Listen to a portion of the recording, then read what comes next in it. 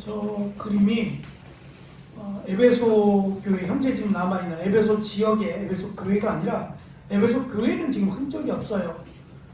어디가 어딘지 모릅니다. 흔적은 없고 에베소 지역에 남아있는 도서관이에요. 도서관으로 알려진 건물이에요. 뭐 뼈만 앙상하게 남아있는 건물입니다. 에베소 교회는 제가 요한계시록 우리 함께 주일날 또 새벽에 말씀을 나누면서 특별히 주일에 제가 PPT로 에베소 지역 또는 에베소 교회에 대한 PPT를 보여드린 적이 있어요. 이거 잠깐 한 번 더 설명을 드리고요. 에베소서 전체에 대한 동영상을 한번 보고 그 다음에 에베소 지역을 제가 사진으로 보여드리지만 영상으로 함께 나누는 것으로 오늘 개론은 마치고요. 다음 주에는 한 번 더 전체적인 에베소 교회에 대한 내용과 또 구체적인 내용들을 나눠 가도록 하겠습니다. 저 위쪽에 지금 빨간색으로 보이는 지금의 터키 지역입니다. 터키 지역에 에베소가 있고 이렇게 쭉 내려온 장화같이 생긴 데가 이탈리아예요. 예전에는 로마죠. 멀지 않은, 로마에서 멀지 않은 곳이고요. 로마 그리고 밑에, 지금 밑에 쪽인데 안 보여요. 저 아래쪽인데, 저 아래쪽이 이집트인데 저 이집트의 알렉산더 대왕이 점령을 하고 그 도시의 이름을 알렉산드리아라고 불렀는데 이 로마와 알렉산드리아를 제외하면 가장 큰 도시가 에베소 지역이었습니다. 여기 지금 7개 교회 중에서 에베소 교회의 모습이고요. 지금 이제 모습이에요. 에베소 교회는 항구 도시입니다. 여기 지금 보여진 것처럼 분홍색 에베소죠? 지금 바닷가가 바로 옆에 있잖아요. 그래서 에베소는 다른 지역과 비교했을 때 항구 도시다라고 보시면 돼요. 그래서 지금 바다입니다. 바다가 보이는 항구를 지금 찍은 사진입니다. 위성 사진이고요. 지금 이렇게 보여지는 곳이 이렇게 반달 모양, 반달 모양이라고 그래야 되죠. 저기가 지금 경기장인데 이거 보여드릴 거예요. 이 모습이에요. 그대로 남아 있어요. 많이 남아 있습니다. 지금 모습하고 별 차이 없죠. 그죠? 지금도 우리 이렇게 짓잖아요. 그러니까 크게 다르지 않는다. 그러니까 2000년 전인데 말이에요.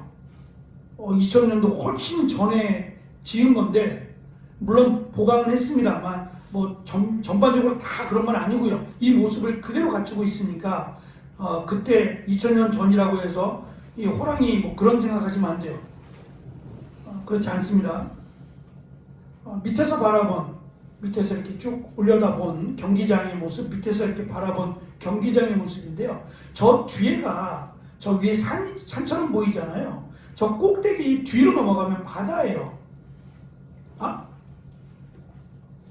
저쪽이 바다가 아니라 이 지금 밑에서 이렇게 올려다보는 쪽으로 바람이 불어요. 역으로 불어서 밑에서 말을 하면 오늘 동영상 얘기 나올지 모르겠네요. 그 사람들이 참 영리한 거예요. 지혜로운 거죠. 밑에서 이야기하면 저 위에 꼭대기까지 들린대요. 그게 실제로 내려가서 그 노래를 했어요. 저 밑에서 노래를 했는데 저 위에 있는 사람이 들린대요. 그러니까 바람을 타고 소리가 올라가는 거예요. 그러니까 굉장히 지혜롭게 만든 겁니다. 요건 뭐냐면 지금 이제 뭐 벌판처럼 이렇게 막 사용하지 않으니까 이렇게 내버려진 건데 좀 약간 타원형 같이 보이잖아요. 기억나세요? 혹시 뭔지? 예전에 벤 허라고 하는 영화, 어르신들은 기억나시죠? 어르신들이 이상하다. 하여튼 기억나시죠? 청년들은 안 봐서 잘 모를지 모르겠어. 배너라는 영화를 보시면 배너가 마차를 타고 경주하는 내용이 있거든요. 이게 그 경기장이에요. 경주하는 곳이에요. 밑에서 본 편편하게 돼 있고 위쪽으로는 이렇게 앉는 관중석인데요. 많이 허물어져 있긴 하죠. 이게 관중석이에요. 근데 밋밋해져 버렸는데 관중석이고 이 아래쪽으로는 벌판이에요. 그래서 조감도를 보면 이렇게 생겼어요. 이러한 모양으로 만들어졌다는 거예요. 그래서 지금 마차들이 움직이잖아요.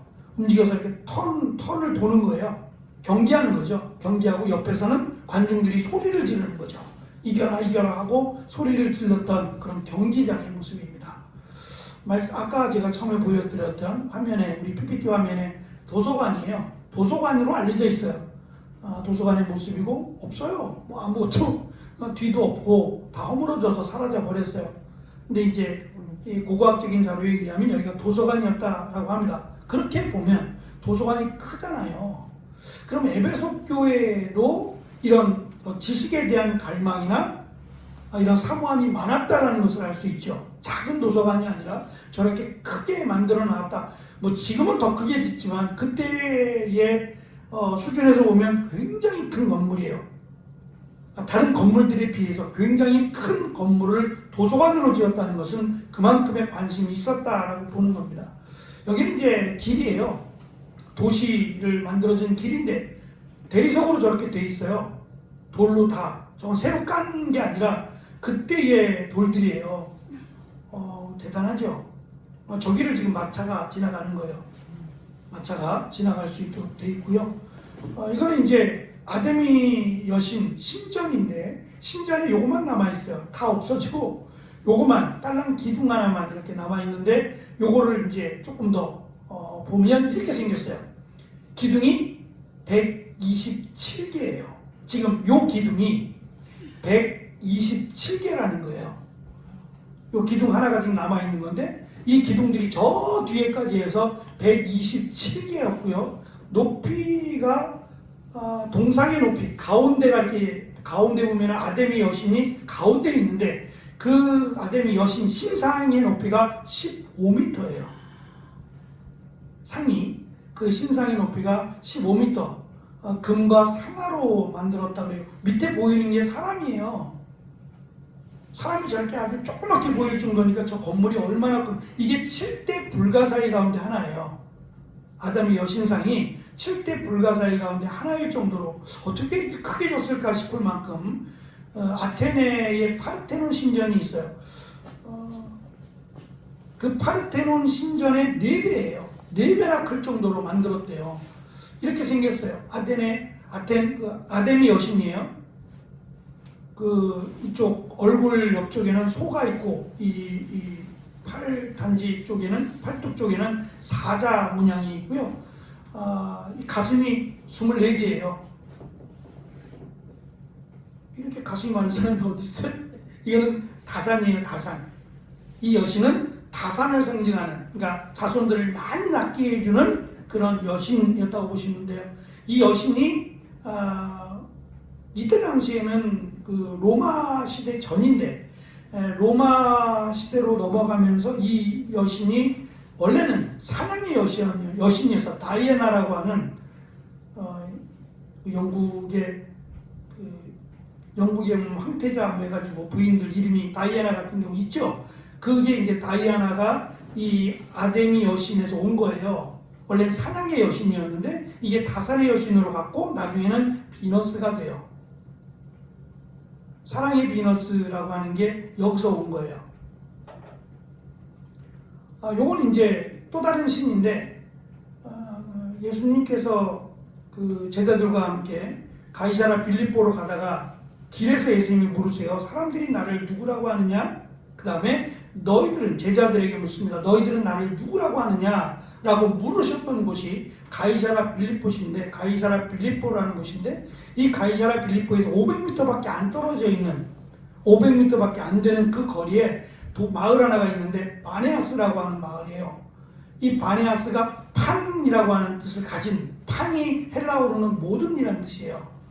그러니까 모든 신이라고 하는 잡신이에요. 얼굴은 사람이고 뭐 몸뚱아리는 뭐 염소고, 이런 짜증기 하는 신들이 굉장히 많아요. 그러니까 제가 용 말씀드렸죠. 용용 죽겠지. 용. 예? 용이 그때 10가지라고 그랬습니까? 제가 10가지가 이렇게 합쳐진 신이라고 그랬. 합쳐진 신도 아니죠. 합쳐져서 만들어진 거예요. 그런 거 없습니다. 예, 그건 진짜 용이 있는 게 아니고 가상으로 만들어낸 거예요. 이런 그 신들이 다 그렇게 생겼어요. 만든 겁니다. 요거는 이제 우리가 나이키라고 할 때 이 나이키가 니케예요. 니케. 원래는 니케인데 영어로 나이키가 된 거예요. 니케의 여신이에요. 니케 여신이 약간 비스듬히 있잖아요. 요 비스듬히 있는 모습을 그리다가 잘못 그린 게 나이키가 된 거예요. 실수로 잘못해가지고 저게 나이키가 된 거예요. 비스듬히 있는 걸 이렇게 그린다고 그린 게 그게 그냥 신발이 되어버렸어요. 그래서 그 나이키 선전할 때 같이 따라 붙는 게 뭐냐면 승리라고 하는 말이에요. 그래서 이 니케 여신이 승리의 여신인데요. 저 위에 보면 전쟁의 여신, 아테나가 전쟁의 여신이고 그 아테나 위쪽에 따라다니면서 조그만 마치 천사처럼 전달해주고 또 도와주고 하는 자그마한 신이 니케의 신인데 요거를 본다는 게 기억나실 거예요. 피터팬, 팅커벨이라고 해가지고 조그만 날아다니잖아요. 이게 그런 거예요. 그러니까 이런 내용들이 다 갑자기 등장하는 게 아니라 이 로마 신화라든지 그리스 신화 같은 데서 따라온 것들이에요. 여기가 목욕탕인데요. 이게 지금 돌들이 의자예요. 그러니까 물이 여기 가득 차는 거고, 물이 차면 여기 그냥 의자에 앉아서 목욕하는 내용 모습이고요. 요게 이제 뭐냐면 뜨거운 물을 공급하는 파이프예요. 요게 이제 그런 것들이에요. 참 대단하죠. 이런 건 어찌 그리 잘하나 몰라. 이것들을 쭉 연결시켜서 뜨거운 물을 이걸로 공급해가지고 거기에다가 이렇게 대주는 거예요. 늘 뜨거운 물 한쪽에서 끓이겠죠. 그죠? 여기 보시면 또 건물이 있어요. 거기다가 이제 불을 떼서 물을 데우면 그게 관을 타고 요 관들을 타고 그 뜨거운 물이 아까 목욕탕으로 들어가는 겁니다. 이건 지금 밖으로 이렇게 나와 있는데 여기 구멍이 뚱뚱뚱뚱 파여 있죠. 이거 기억나세요? 네? 그러니까 이게 뭐라 그랬죠? 이거 화장실. 역시 잘하는 교회 수준은 화장실입니다. 밑에 이렇게 물이 흘러가는 거예요. 밑에 물이 흘러가는 거고 그 구멍이 잘 맞춰서 앉아야 돼요. 화장실입니다. 이게 공중 화장실이에요. 뭐 이렇게 찍었을까? 이게 뭐냐면 이게 지금 발이 하나 있고 하트예요. 하트가 하나 있고 구멍이 하나 있어요. 그리고 오른쪽에 보시면 여자 얼굴이 하나 있거든요. 자세히 보시면 발 오른쪽에 여자 얼굴이 하나 있어요. 이게 그 글씨를 써놓은 건 아니고 이걸 풀어보면 어떻게 되냐면 이렇게 돼요. 글씨가 보이시나요? 교차로 위쪽 왼쪽에는 사람을 살 수 있는 여성이 있습니다.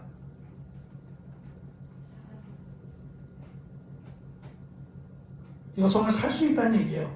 여자를 돈 주고 산다는 얘기예요. 하지만 이만큼의 발이 돼야 된다는 거예요. 발 사이즈가 이 정도 되는 사람이어야 들어갈 수 있다는 거예요. 나이가 아니라 저거 발 크기예요. 발 크기. 이만한 발 크기가 안 되면 못 간다는 얘기예요. 그리고 구멍을 파는 것은 동전을 저 구멍에 넣을 수 있을 만큼 돈이 있는 사람만 여자를 살 수 있다는 얘기예요. 그리고 이제 보면 그러지 못하면 발도 작고 돈도 없고 그러면 오른쪽에 있는 도서관으로 안내해 드립니다라고 돼 있대요. 이게 그런 내용이래요. 그러니까 나이도 안 되고 나이가 어리면 도서관이나 가세요 이런 얘기를 하는 거죠. 이 그림입니다. 이 에베소서 6장을 우리가 읽었는데 6장에 대한 전반적인 내용을 영상으로 한번 보겠습니다.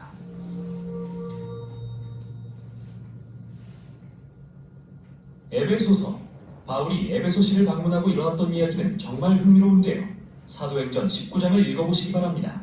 에베소는 거대한 도시로서 대부분의 그리스와 로마 신들을 숭배하는 종교 중심지이기도 했습니다. 바울은 2년 넘게 이곳에 살면서 매우 효과적인 선교 활동을 펼침으로써 많은 사람을 예수님의 제자가 되도록 했습니다. 그리고 몇 년 후 그는 로마 감옥에 갇혀있던 시기에 이 서신을 썼습니다. 에베소서의 내용 구조는 전반부와 후반부로 확실히 양분됩니다. 전반부에서 바울은 복음 이야기, 즉 어떻게 모든 역사가 그리스도의 오심과 그분의 제자들로 만들어진 이 다민족 공동체를 통해 정점에 이르는지를 살핍니다. 그러고 나서 후반부는 그러므로 라는 말을 이용해 전반부와 연결함으로써 복음 이야기가 우리 삶의 이야기 속 모든 영역에서 어떻게 나타나야 하는지 살핍니다. 우리 각자가 이웃과 공동체 그리고 가정 안에서 어떻게 살아야 하는지 말이죠. 그럼 바울이 이 모든 내용을 어떻게 전개하는지 봅시다. 1장은 아름다운 유대 양식의 시로 시작되며 이 시에서 바울은 예수 그리스도 안에서 놀라운 일들을 행하신 하나님 아버지를 찬송합니다. 영원 전부터 하나님 아버지는 언약 백성을 선택하시고 복을 주기로 예정하셨습니다. 창세기 12장 1절부터 3절에 나오는 아브라함의 가족을 생각해 보세요. 그런데 이제 예수님을 통해 누구나 그 가족의 양자가 될 수 있죠. 예수님의 죽음이 우리의 최악의 죄와 실패를 덮고 그분 안에서 하나님의 은혜를 누리게 합니다. 실제로 바울은 그 은혜가 우리로 삶의 모든 영역을 완전히 새로운 방식으로 이해하도록 만들었다고 하는데요.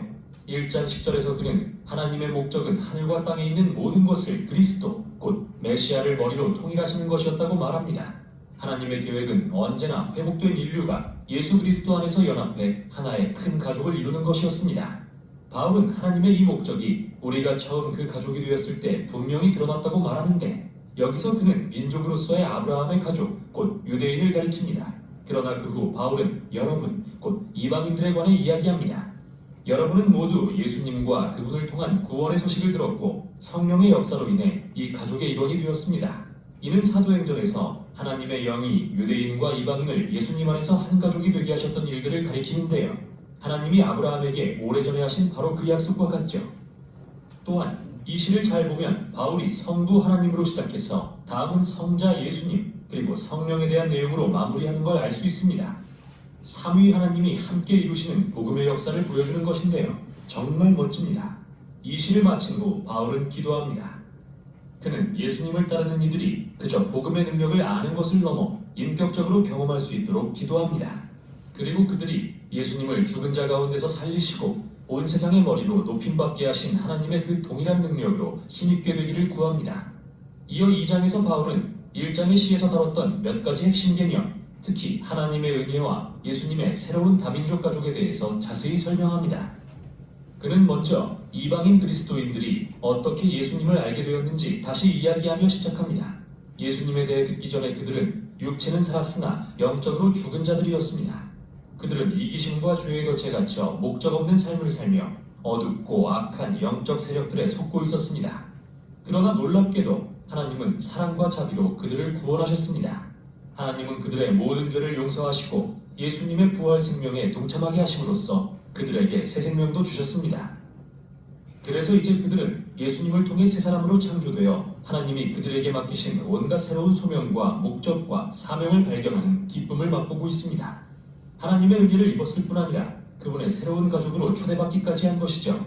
예수님에 대해 듣기 전 이 이방인들은 하나님으로부터 단절되었을 뿐 아니라 그분의 언약 백성인 아브라함의 가족에서 제외된 자들이었습니다. 정말 실제적인 의미로 시내산에서 주어진 율법은 이 가족을 둘러싸는 경계선 같은 역할을 했는데요. 대부분의 이방인이 접근하지 못하게 막는 방벽과 같았죠. 그러나 예수님 안에서 토라의 율법이 성취되었습니다. 그리고 이 벽은 허물어져서 바울의 표현에 따르면 두 다른 민족이 한 세 사람이 되어 평화를 누리게 되었습니다. 이어 3장에서 바울은 이 기쁜 소식을 이방인들에게 전하도록 부름받은 자신의 독특한 역할에 대해 감탄합니다. 비록 그는 감옥에 갇힌 신세지만 이 언약 가족이 크게 자라는 모습을 볼 수 있는 기회를 주신 하나님께 감사할 따름입니다. 그래서 바울은 다시 한번 기도를 드리며 전반부를 맺는데요. 이번에는 예수님을 따르는 이들이 하나님의 영으로 강건해져서 그분의 백성을 향한 그리스도의 사랑을 온전히 깨달아 알게 되기를 기도합니다. 에베소서의 후반부를 시작하면서 바울은 이제 어조를 바꿉니다. 그리고 독자들이 각자 자기 삶의 이야기를 통해 복음 이야기에 반응하도록 도전합니다. 그래서 4장은 교회의 일상생활에 대한 내용으로 시작합니다. 교회는 여러 다른 사람들로 이루어진 큰 가족입니다. 하지만 그는 그들이 하나라는 것을 강조하는데 하나라는 말이 2장의 핵심어입니다. 그들은 한 성령으로 한 몸이 되었습니다. 주님은 한 분이시며 믿음도 하나고 세례도 하나입니다. 하나님도 한 분이십니다. 정말 여러 의미에서 하나입니다. 하지만 바울은 하나 된다는 의미가 획일화는 아니라고 말합니다. 계속해서 그는 어떻게 아주 다른 수많은 사람이 예수님의 새 가족을 이루어가는지 살펴봅니다. 그들은 모두 한 성령으로 능력을 입었지만 각자에게 주어진 특별한 재능과 열정을 사용해서 서로 섬기고 사랑하며 교회를 세워갑니다. 여기서 그는 매우 멋진 두 가지 은유를 사용합니다. 하나는 교회를 세워가는 것을 새 성전에 빗댄 것이고 다른 하나는 그들 모두가 예수님을 머리로 하여 한 세 사람이 된다고 빗댄 것인데요. 여기서 세 사람이란 바울이 다음 장들에서 계속 다루게 될 표현입니다. 바울은 모든 그리스도인에게 낡은 옷과 같은 옛사람을 벗고 새 사람을 입어 그 속에서 하나님의 형상이 회복되는 것을 경험하라고 권면합니다. 그러고 나서 긴 단락을 할애해 새 사람과 옛사람을 비교합니다. 새 사람은 거짓이 아닌 진실을 말하며 분노를 품는 대신 평화롭게 갈등을 해결합니다. 도둑질하는 게 아니라 남을 구제하며 험담하는 대신 다른 사람을 격려합니다. 복수하는 게 아니라 오히려 용서하며 성적 욕구를 느끼는 대로 충족시키는 대신 자기 육체에 대한 절제를 기릅니다. 그리고 세 사람은 술에 취하는 게 아니라 성령으로 충만해집니다. 바울은 성령 충만한 삶의 증거가 4가지 방식으로 드러난다고 설명하는데요. 처음 2가지는 노래와 관련이 있습니다. 함께 찬송할 뿐 아니라 혼자서도 찬송합니다. 바울이 그리스도인들의 삶에서 성령이 일하시는 방식에 관해 가장 먼저 생각한 것이 노래와 음악이라는 점은 정말 흥미롭습니다. 성령 충만한 삶의 3번째 증거는 모든 일에 감사하는 것입니다. 그리고 4번째 증거는 예수님을 따르는 자들이 성령에 감화되어 자신을 다른 사람들 아래에 두고 그들을 자신보다 더 중히 여기며 높이는 것입니다. 나아가 바울은 이 4번째 요점을 발전시켜 어떻게 그리스도인의 결혼 생활에 적용되는지 보여줍니다. 먼저 예수님을 따르는 아내는 남편을 존경하고 남편이 자신을 책임지는 것을 허용하도록 부름받았습니다. 또한 남편은 아내를 사랑하고 책임을 다해 이기적인 동기를 내려놓고 자신보다 아내의 행복을 우선시하도록 부름받았습니다. 바울은 이렇게 그리스도인의 결혼은 복음 이야기를 재현하는 것과 같다고 말하는데요. 남편의 행동은 예수님이 교회를 사랑하셔서 자신을 희생하신 것과 같으며 아내의 행동은 교회가 예수님께서 자기를 사랑하시고 새롭게 하시도록 허용하는 것과 같습니다. 그러고 나서 바울은 같은 개념을 자녀와 부모, 종과 주인의 관계에도 적용합니다. 바울은 서신의 마지막 부분에서 그리스도인들이 직면한 악한 영들의 실제에 대해 상기시킵니다. 이들 영적 존재와 세력은 예수님의 사람들이 하나 되는 것을 저해하고 세 사람의 정체성을 손상하려고 노력할 것입니다. 그래서 바울은 그들에게 굳건히 서서 하나님의 전신갑주로 무장하라고 도전하고 비유의 의미를 상세히 설명합니다. 전신갑주의 각 부분은 이사야서를 인용한 것으로서 바울은 이사야가 묘사한 메시아 왕을 연상시키고자 한 것입니다. 따라서 이제 우리는 메시아를 따르는 자들답게 그분의 속성을 취해야 합니다. 우리는 그리스도의 몸의 지체들이기 때문입니다. 사실 바울이 그리스도인들에게 하려는 말은 인간관계 속에서 능동적으로 기도와 성경 말씀을 이용하는 습관을 기름으로써 예수님의 제자로 성장하고 성숙해가는 데 도움을 얻으라는 실천적 조언이 아닐까요? 이게 바로 에베소서가 전하는 내용으로서 바울이 복음 이야기를 요약하고 그로 인해 우리 삶의 이야기 속 모든 영역이 어떻게 바뀌어야 하는지 권면하는 매우 강력한 말씀입니다. 에베소서의 현재 모습입니다. 현재의 모습들을 짧으니까 한번 잠깐 살펴보겠습니다. 터키 서부 에게에 연안 이즈미르에 남겨진 고대 그리스의 식민도시 에페소스. 헬레니즘 시대 종교의 중심지이자 문화예술의 중심지였다.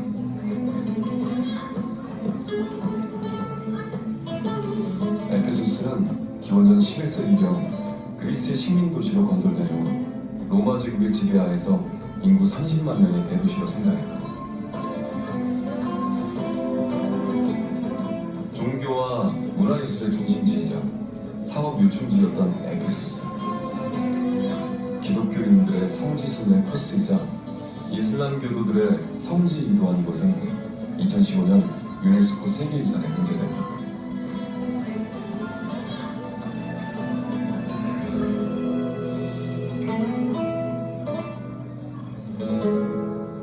Burayı gezenlerin özellikle etkilendikleri binalar sayılamayacak kadar çok olmakla beraber bunların en başında Efes Antik Tiyatrosu geliyor. O dönemin teknolojisine göre yapılmış, sanatla toplumu iç içe yaşayan bir kent. Yaklaşık 300 bin nüfusunun olduğu biliniyor. Tabii ki Efes Antik Tiyatro'yu saydıktan sonra hemen arkamda gördüğünüz Celsus Kütüphanesi de Türkiye'nin tanıtım yüzüdür. 무대에서 작은 소리로 말해도 객석까지 들릴 만큼 과학적으로 설계됐다는 에페소스의 원형문자.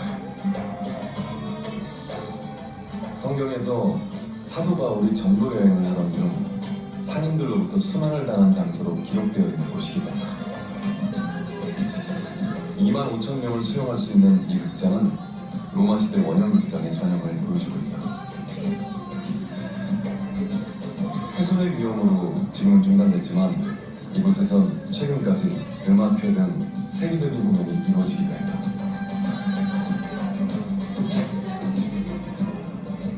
Ülkemizde bu kadar güzel tarihi yerlerin olmasından gurur duyuyoruz, çok mutlu oluyoruz.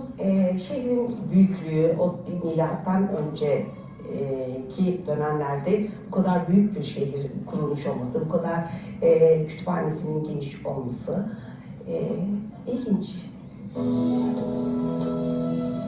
에페소스는 아직 우리에게 그 모습을 다 보여주지 않았다. 현재 약 17%의 유적만이 모습을 드러낸 상황. 발굴과 복원에는 앞으로도 100년 이상의 긴 시간이 걸릴 것이라고 한다.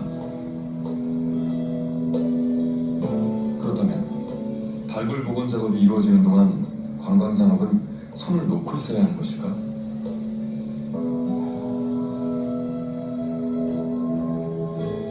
터키 당국은 에페소스의 발굴 작업 현장을 관광 상품으로 만들어 공개하고 있다. 관람객들에게 복원 작업의 중요성을 알리고 한편으로는 경제적 이익도 함께 얻기 위해서다.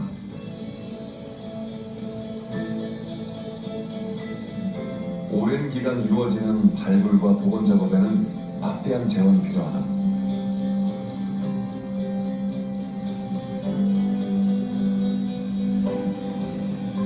터키 정부는 국내외 민간 재단과 글로벌 기업의 후원을 유치해 각 구역별 발굴 비용을 충당하고 있다.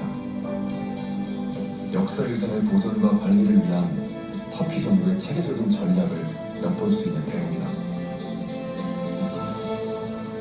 Şimdi Efes'in işletilmesinde kurgulu şöyle kamuya açık bir yer. Herkesin gezmesini, 3 milyon kişiye ulaşan bir kitleyi ağırlamayı bugüne kadar becerebilmiş bir kent. Yıl be yıl üzerine gerek işletme, gerekse yeni açılan yerlerin geziye açılması, uluslararası müzecilik konularında bir takım yeniliklerin adaptasyonuyla bugünkü konumuna gelmiş ve rahatlıkla günde 15 bin kişiyi, 20 bin kişiyi ağırlayabilecek bir gezilebilecek kent haline dönüştürülmüştür.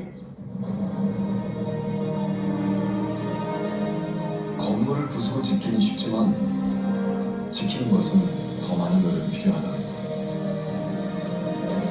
긴 시간의 복원과 발굴 작업. 언젠가 되찾게 될 에페소스의 모습이 기대되는 이유다. 숨겨진 것을 찾아내 훼손을 막고 파괴로부터 지켜내는 일. 역사로부터 물려받은 세계유산을 잘 보존하고 미래 세대에 전달해야 하는 건 우리들의 몫이다. 에베소 지역은 바울이 3년 동안 에베소에서 사역을 하게 됩니다. 그리고 또 에베소에게 바울에게 많은 힘을 또 실어 주었던 교회이기도 합니다. 계속해서 우리가 에베소 교회를 통해서 특별히 아까 우리가 잠깐 요약된 말씀을 봤지만 실제적으로 우리의 삶에 있어서 가정을 세우는 또 우리의 삶의 영역에서 어떻게 믿음의 삶을 살아가야 될지에 대한 좋은 실제적인 예를 우리에게 전해주는 말씀이기 때문에 우리가 조금 더 관심을 가지고 에베소서의 말씀을 나눌 필요가 있다고 생각합니다. 다음 주부터 계속해서 에베소서의 말씀으로 함께 은혜를 나누겠습니다. 기도하겠습니다.